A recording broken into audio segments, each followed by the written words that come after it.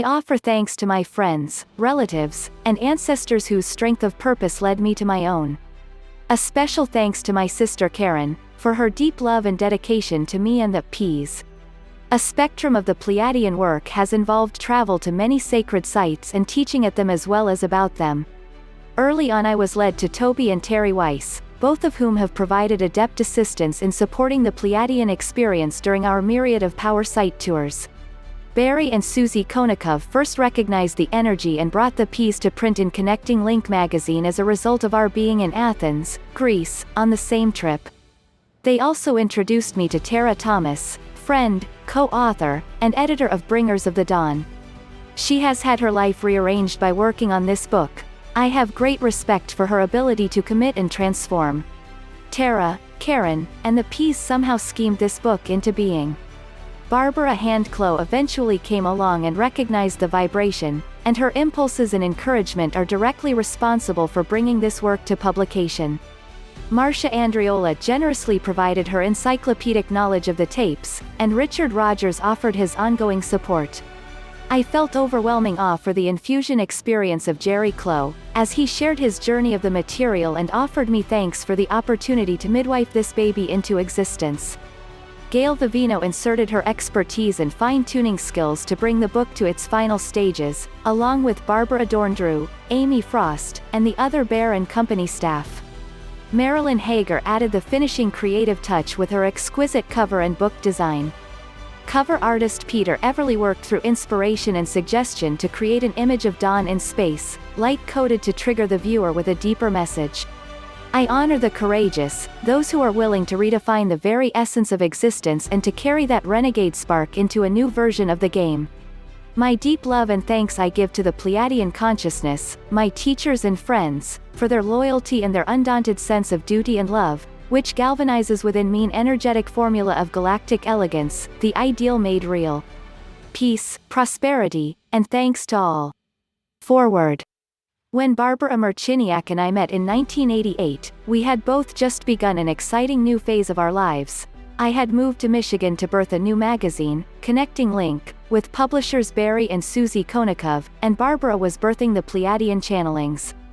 After years of working many and varied jobs while traveling, searching, and studying consciousness-expanding material, we had created for ourselves work that encompassed who we were and what we believed, and we were excited about it.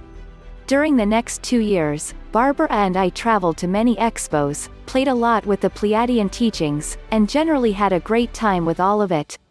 We talked about doing a book of the Pleiadian teachings but never really pushed it. The book would come when it was time. The year 1990, the beginning of the unnamed decade, came.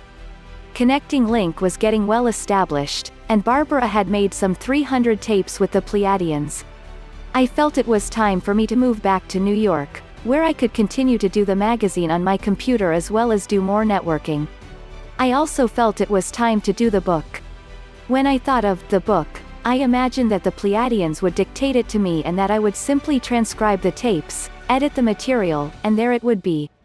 It would take no particular effort and very little time out of my pressing magazine schedule. So, in May, when Barbara and I sat down to do a book channeling, I was quite surprised to hear the Pleiadians' idea of how to do the book. The Pleiadians assured me that they would not dictate the book to me and that I would have to pull it together through my own process. I was intrigued. They said to me, if this book was just given to you, you would be an employee. What effort would it be of yours? It is going to be a birthing of something for you, a birthing of process in yourself that is a whole new way of utilizing creativity. Phew. Okay, so, how do I do this miraculous process? I asked. Where do I begin? They answered, you are going to piece this together using your intuition only. This is not at all to be a logical mind project. By using your intuition, you will be guided and tested to see if you can perform and complete a project without your logical mind knowing the steps that are coming next. It will be a tremendous exercise for you. It will lift you into a much higher place of consciousness, a higher place of order, and a higher place of trust. When it is completed and is very successful, you will say, I don't know how I did it. I have no idea. The story will show that if you can clear people of their personal information, they can go cosmic. The process that you will be going through during the next few moons will be very intense for you. You will go through the process of an initiation yourself as you write it. You have some mastering to achieve in a few areas during the next 6 moons, and all of this is tied together. They said that I was to listen to the tapes and transcribe only the pieces that I felt would go into the book. Barbara's sister, Karen, would intuit what tapes had good information on them and send them to me. Also, my friend Marcia would get impulses on which tapes needed to be included. Then it would be up to me to pick out the parts to use. I was instructed to use no order and not to even think how they would fit together. I could use a 1 to 5 word code and a bit of color on each page to categorize the information, and that was it. I began to grasp the idea. My logical mind had one more question. I asked the Pleiadians, should we attempt to find a publisher before the book is completed, or at least announce that we are doing the book? The Pleiadians replied, ideally, yes, you will send out the announcement that you are beginning the book. The first time that you sit down to work on it, clear your desktop and have no clutter or disorganization around you. Have a clean space, with your crystal stones that will assist you. Then you can make a prayer of intention by saying, I am now announcing that I am beginning a book, and I am sending this announcement out to anyone who is a publisher and to anyone who is involved in bringing this data into publication for those whom it will serve best. It is my intention that the person to publish this book discover me and be brought to me, and I promise that I will be available for that recognition. I understand that I have very little to do with this. That part is not mine. I understand that I am to broadcast the announcement like I am sending out the birth announcement and that a response will be sent to me. In this I trust. That is it, it will be brought to you. Remember that the process you will be going through is very much a part of the story because you will discover something of yourself. Then the story will be told in the terms that you put together. You will understand the importance of the book because you will have had an experience as you create for others a pathway into reality based upon juggling your reality and allowing different sentences and contexts to be juggled through you and made into a new order. Someone who did not trust would find this very difficult. Trusting is the absolute key. There is nothing else that you can turn to in this process. This is about commitment, and you are going to learn that you can commit to who you are, that you will not screw up, that you will always be provided for and that never will you be left without. It will always all work out according to your intentions. Your part in this is to intend what you want and to simply let the data flow. The book will make its own order as you learn about yourself during the process and as you code certain information. It will be mind-blowing what you experience. As I now read the words they said to me then, I get a whole different picture than I did at the time. I realize now that they mentioned several times that doing this book was going to be an initiation for me, that I would be tested, and that people would need to clear their personal information in order to go cosmic. Now I know what those words mean. At the time, I had no idea. My personal issues started coming up big time. I didn't trust myself, I didn't love myself, and, in fact, I didn't really know who I was. I couldn't separate the real me from the facade. I began a series of deep tissue bodywork sessions that brought up more stuff memories from childhood that I'd blocked out, trauma and pain stored in my body. I was a mess. I was in no shape to work on the book, for I was barely managing to get the magazine out every 2 months as it was. In October, I went to Egypt with the Pleiadians. I knew this trip was going to be an important turning point in my life, and I thought it would kick me into high gear so I could get to work and pump out the book. It was a wonderful trip, a powerful trip, and it flattened me like a board. It blew open my circuits and awakened areas in myself that I had no idea were there, many of them dark and ugly. When I got back to New York, I was definitely not capable of beginning the book and, in fact, I wasn't sure I would ever be able to do it. The only thing I knew for sure at that time was that I had to move out of New York. I couldn't get centered or clear there and I felt bombarded with energy. I felt naked and exposed walking on the streets, and I couldn't use the subway anymore. It was time to get out. That December, I moved to North Carolina. When something is right, it works out beautifully. Libby, one of the friends I met in Egypt, lived in a rural area south of Raleigh, and I knew I wanted to live there. I made an intention that I would have a house to move into before I came down there. I pictured what it would be like and what the land would look like, and Libby said she would keep her eyes and ears open. About a week before my move, my current landlord walked into Libby's shop and started complaining because her tenant was moving out with no notice. Libby said, "That's because it's Tara's house." I drove down from New York the following week with all my belongings and moved in. The house was just what I wanted, roomy, with lots of light, and on 175 acres of land. It was perfect. The minute I got there, I began healing. I lay on the ground or sat with my back to a tree and just let nature heal me. Healing myself was all I focused on. In January, when I went to Michigan to typeset the 13th issue of Connecting Link, I realized that my time with the magazine era's finished. I had grown a lot doing it, and now it was time for me to move on to something else. What's something else I didn't know, but when I get these knowings I have to go with them. When I came back home, I spent a few days asking myself if I'd been a total fool to give up a job when I now lived out in the middle of the country and didn't know where I would get another one. Then I realized it was perfect that I had no job. It was time to do the book. I began listening to the tapes and transcribing bits and pieces of them. The work went smoothly and easily, and things seemed to be flowing. I didn't question the order or attempt to make one. I just let everything flow through me. During this time, the Pleiadians did a series of daytime classes for a few people in order to catapult us out of our issues. The classes were called Firing Codes of Consciousness, and that's exactly what they did. I got to deeper levels of the issues I thought I'd finished within New York. Those of us in the classes cleared much emotional baggage and developed a very tight bond with each other. The series ended with a rebirthing that was one of the most powerful experiences in my life. I had another book reading with the Pleiadians in which they talked about the bringers of the dawn making the cosmic evolutionary leap in awareness possible by anchoring the frequency first inside of their own bodies. Suddenly, an awareness hit me. I hadn't been able to do the book in 1990 when we had first talked about it because I hadn't been able to hold the frequency vet. I hadn't been cleared out enough to do it. I asked the Pleiadians about this. "You did not trust yourself, Miss Tara. You told everyone you did, but you did not really even like yourself. You compared yourself, and you were not honest with what was really going on with you, and people very close to you were mirroring this for you.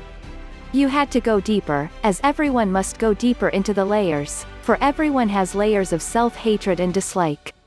You had to explore certain behaviors you had that did not work and discover the reasons for them, and that discovery brought you to be a keeper of frequency. This is why the book was given to you the way it was, because you had to have a major breakthrough in consciousness.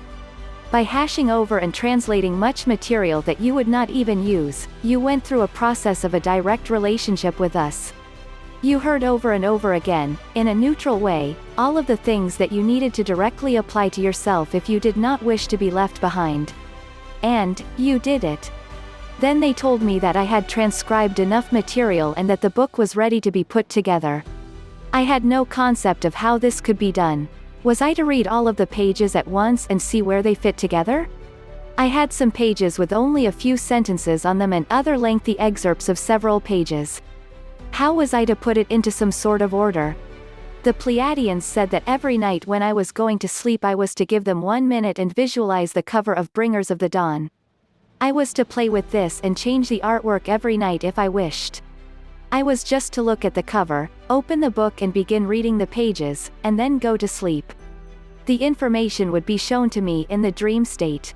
They said I would begin to pull the book into existence by reading a book that already existed in the future.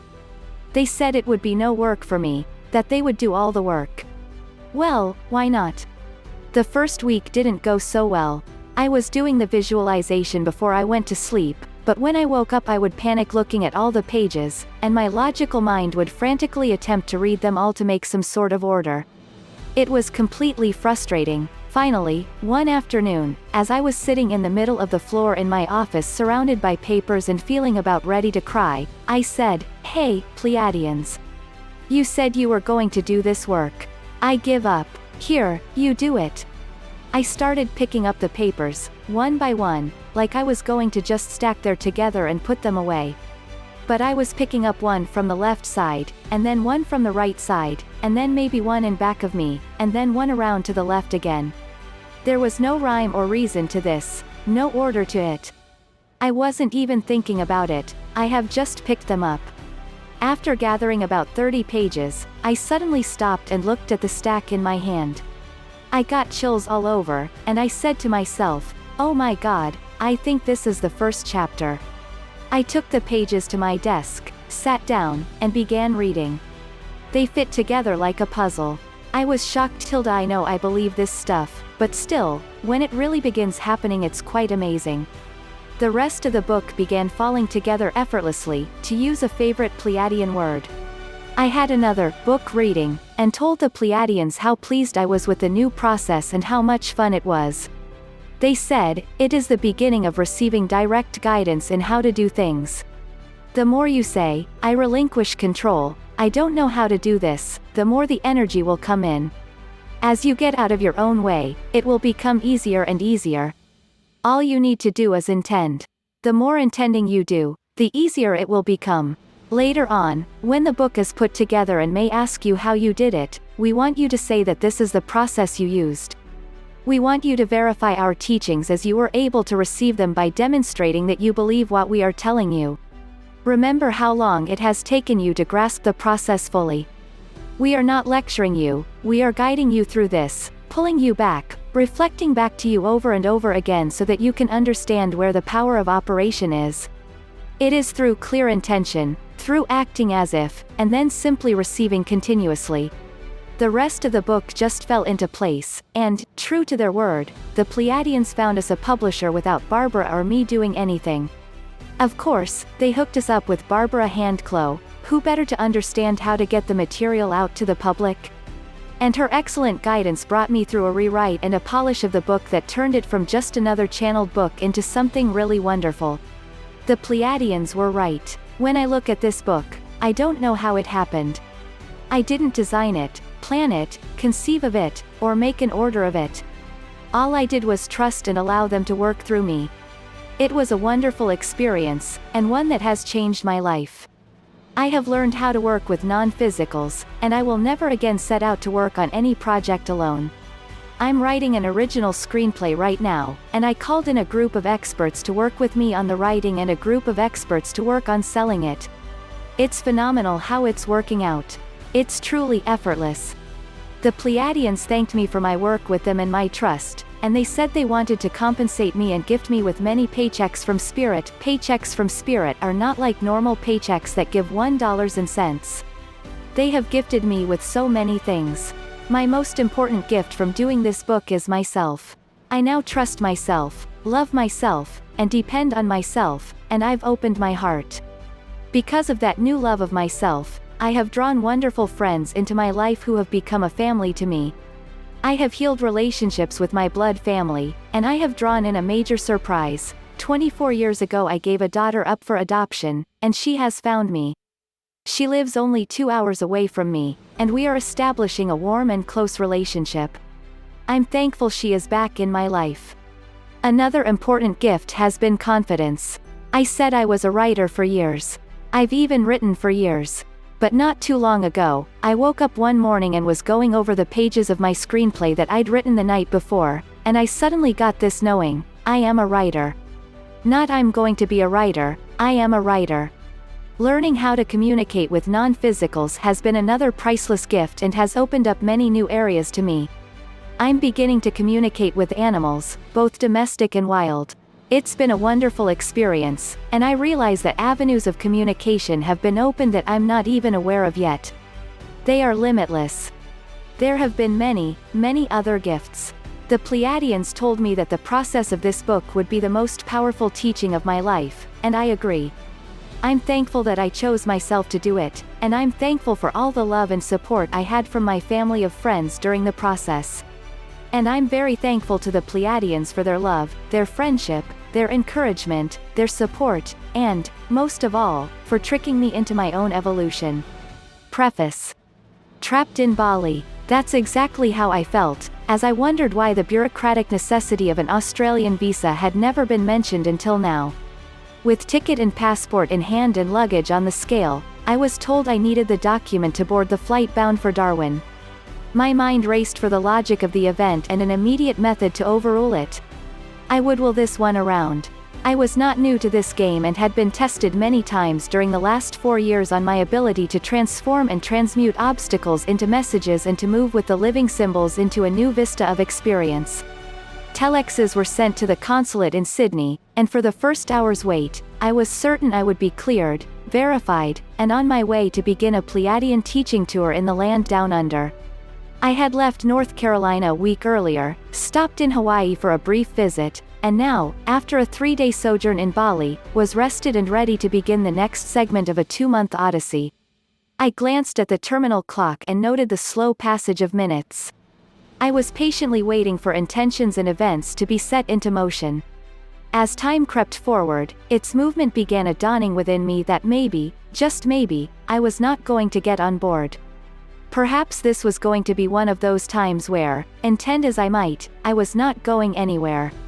I could feel my body resisting this new plan and the rearrangements that potentially would have to be made because I could not board the plane and meet my tour schedule.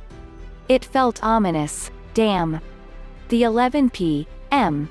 hour of departure had arrived, and with ticket, passport, and tour schedule, I was told to see the local Australian consulate on Tuesday, this being Saturday evening and Sunday and Monday being holidays. The next flight for Darwin was scheduled for the day after I was to be there. I surrendered, located a taxi, and, luggage aboard, headed for the retreat and solitude of the quaint seaside Balinese hotel I had left hours earlier. My room was waiting. I did not have an immediate solution to this potentially aggravating dilemma, and knowing that, I dropped it. I moved into the personal creation of comfort and trust that somehow this would all turn out fine and that if I was to be trapped anywhere, Bali was certainly ideal. The next day, as I sat by the window of my treetop room, a second dawning brought the realization that I had committed to writing a preface for Bringers of the Dawn and that I was not going to move ahead into Australia until I was complete with that task. Sipping Balinese coffee, I was feeling nurtured by my surroundings and the lush vegetation that framed my view. I began to contemplate where to begin and how to insert into time and space myself in this phenomenal process called the Pleiadians that through me had created a life of its own. As if haunted by a recurring dream, I have had the question put to me over and over again, how did it all begin? Early on I would respond by just delineating the impulses and sequence of events that had led to my actual channeling of the Pleiadians and stop there. Through the seemingly endless repetition of this question, however, an energy churned restlessly in my reality, and as I kept repeating the story, I began to get glimpses of a grander view, where events and beginnings came from many directions and multiple times, to be woven, now, into a tapestry of purpose. In childhood, I felt I was different and marked to stand out by inheriting an older brother who was mentally retarded. His presence offered many challenges to my young mind, and our family had many lessons to learn. It was only recently that I was impulsed by the P's, as I have affectionately come to call them, to re-examine old photos from childhood and to reconsider my interpretation of who I thought I was. Embracing this approach, this time I saw celestial-like love beaming from the face of my dear older brother, Donald, and in one photo after another, the light seemed always to bend and illuminate him. I had not considered that I was, perhaps, blessed by his very presence. Our family shared and explored its boundaries under the influence of my Polish maternal grandmother, Babci, who embodied a dignity and a pride that transcended her earthly experience. A pioneer and product of the vast European immigration of the early 1900s, she was drawn to the land where, she was told, the streets were paved with gold.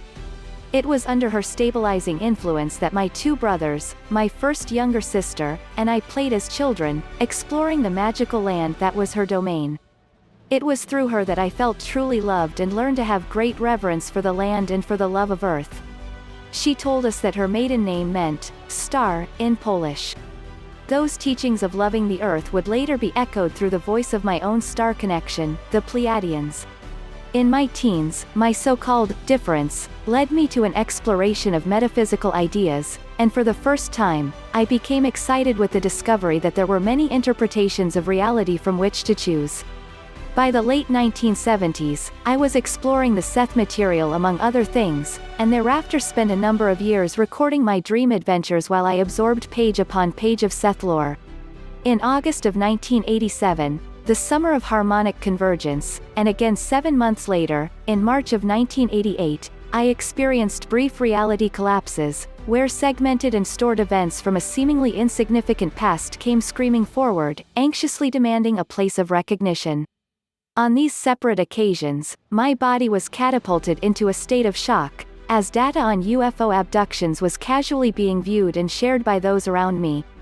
The first time this occurred, I somehow glossed over it, but the second time, my body was activated beyond anything I had ever experienced, or almost.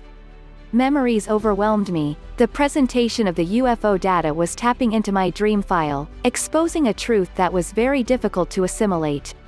Years before, in the early 80s, while living in Taos, New Mexico, I had had a late-night encounter in my bedroom with 3 bright blue beings. At the time, the experience sent me into a deep panic, not at all a common feeling for me. To resolve this conflict, for I had no frame of reference around which I could fathom my own relationship and safety to this unknown, I stored the event experience in my Seth-inspired dream journals and left it there, an unexplained slice of reality that certainly wasn't a dream, though for years it would find a secure place in my psyche with that title. Now the old question resurfaced. Under what category of life's files did my personal encounter reside? Was it really real? A replay of my encounter flashed into my now as every cell in my body suddenly knew extraterrestrials were real. My body would never forget the meeting of the 3 blue beings and how they hovered over me, calming me from some apparent, yet camouflaged trauma. My intellect was on call to expand its worldview, and comprehend. I was challenged to live with and integrate this experience, which would open me for what was to come. The Pleiadians and I officially intersected realities a few months later in Athens, Greece, on May 18, 1988. I had been touring with a lively metaphysical group for almost 3 weeks through the temple sites of Egypt and Greece.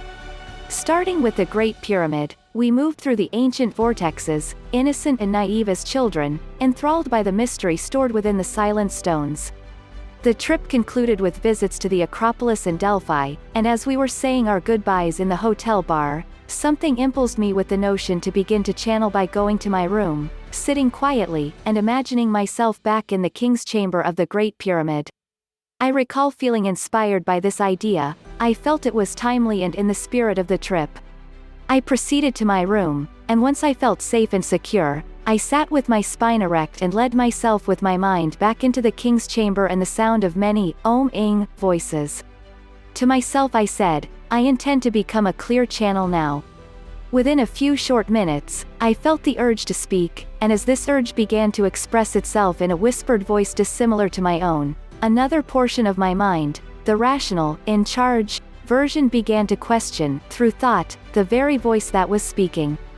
This initial venture took great mental and psychic dexterity on my part, being that I was speaking for a heretofore unknown, directing questions in my mind to this unknown, and then listening to the answers so I could further direct the communication.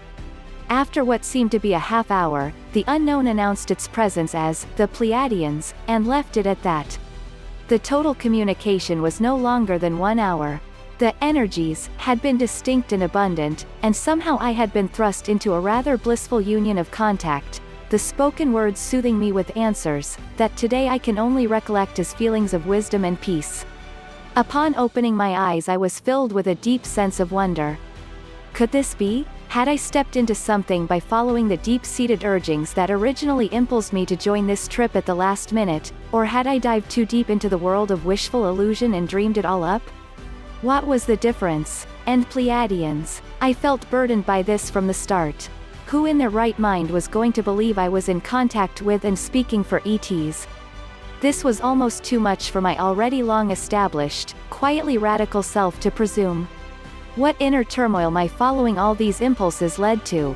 I've since learned to trust and honor the energies that move me, and I can now read the tale of those initial impulses in my astrological birth chart and within the Pleiadian chart as well.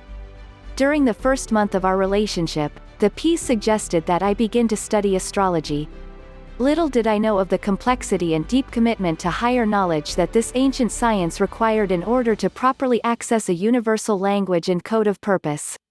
The Pleiadians, in their natal chart for that day of infusion, have a sun in Taurus at 27 degrees 57 minutes. The star cluster of the Pleiades is located at 28 degrees Taurus. Quite a trick indeed. Back in the early stages of getting to know one another, I was not up on their tricks and the subtle methods they employed for notching my reality. I was too busy adjusting to the idea that I had contact with ETs. Our meeting and merging took practice to bring about greater ease, trust, and understanding. From the beginning, my sister Karen, who assisted me in the sessions, would eagerly await the appointed time when I would sit down to channel. She exhibited no doubts, but for myself, I kept wondering if this was really real. In my desire to cooperate with what I had created, I conditionally offered the use of my body and my voice at appointed times, and I further stated that if the Pleiadians were really real, it would be no big thing for them to arrange things they wanted and do most of the work, my smug rationale being that I certainly wasn't going to waste my time with anything that was not a viable presence. This behavior may appear to be the height of absurdity to some, though those with experience in these realms understand that it is quite necessary to set boundaries. It took me a good 2 years to make a deep bond with them, and it came about during a body therapy session, where a wave of Pleiadian love, like no other, engulfed me and imprinted in my emotional body the inestimable value they held for me. I surrendered. Eventually, I understood that the Pleiadians had demonstrated their subtle presence in my world from day one. They became the teachers and friends I had longed for. They seemed to have a direct line on the synchronicity impulse game that brings people and events into being. Never having been a great investor in worry, it became quite easy for me to move into the Pleiadian moment of letting go, as they created a life of their own through me. People and opportunities came from every direction. My job was to manage and be a physical steward for their energies. All that they taught, I was to embody, to encounter and live. Today we live in fine accord, and, truly, I feel more ET than human. They have made their teachings alive through me, and my life has become a Pleiadian mystery play, which has led me into the heartbeat of my multidimensional soul. Not that I claim to fully comprehend these encounters, and sometimes I wonder how so many people have gotten involved in my version of the illusion. I am deeply grateful for the opportunity to live a life freely expressed in these rapidly changing times, and for that creative expression to have birthed meaning in the lives of so many as, for me, a precious gift, the grace returned.